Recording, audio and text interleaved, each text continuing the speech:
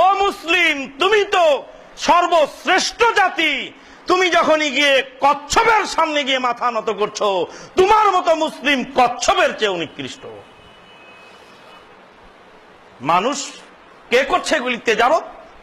তেজারত তো তারা করছে যারা এগুলি নিয়ে বসে আছে।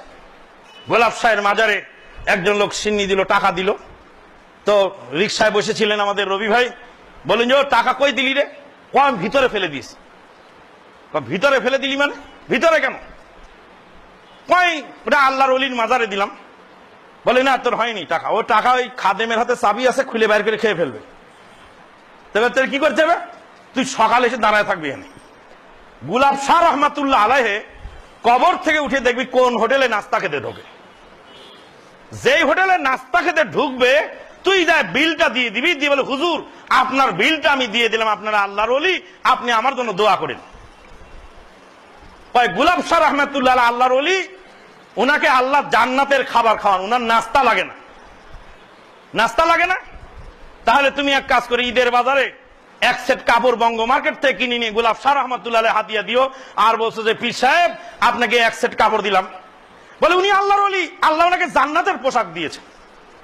তাহলে গোলাপ শাহ রহমাতুল্লাহ আলাইকে একটা টেবিল ফ্যান কিনে এনে দিও, দিয়ে বলো হুজুর আপনি আল্লাহর ওলি, এই ফ্যানে বাতাস খেন। না, ওনাকে জান্নাতের বাতাস দেওয়া হয়।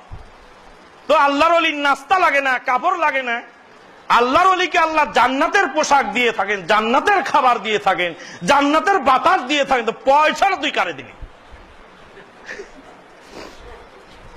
পয়সা তো ওই লোককে দেওয়ার কার, যেই অভাগা বিধবা মহিলা পরনের বস্ত্র ছিঁড়ে গেছে, তাকে তো পয়সা দেওয়া দরকার।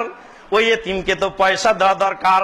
যে এতিমের খাবার জোটে নাই, আহার জোটে নাই, এতিম কাঁদছে। বিধবার ভাঙা চুলার পর্ণ কুঠিরের ভাঙা চুলায় আগুন জ্বলে নাই।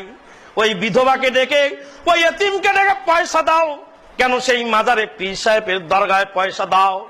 বলছে হো, এত লোক যে দেয়। বলছি এত লোকই তো ভুল করে। আল্লাহ পাক বলছেন ওয়া মা ইউমিনু আকতারুহুম বিল্লাহি ওয়া আল্লাহুম মুশরিকুন। অধিকাংশ লোক ঈমান আনা সত্ত্বেও শিরকের সাথে জড়িত। কেউ বুঝে করে আর কেউ না বুঝে করে।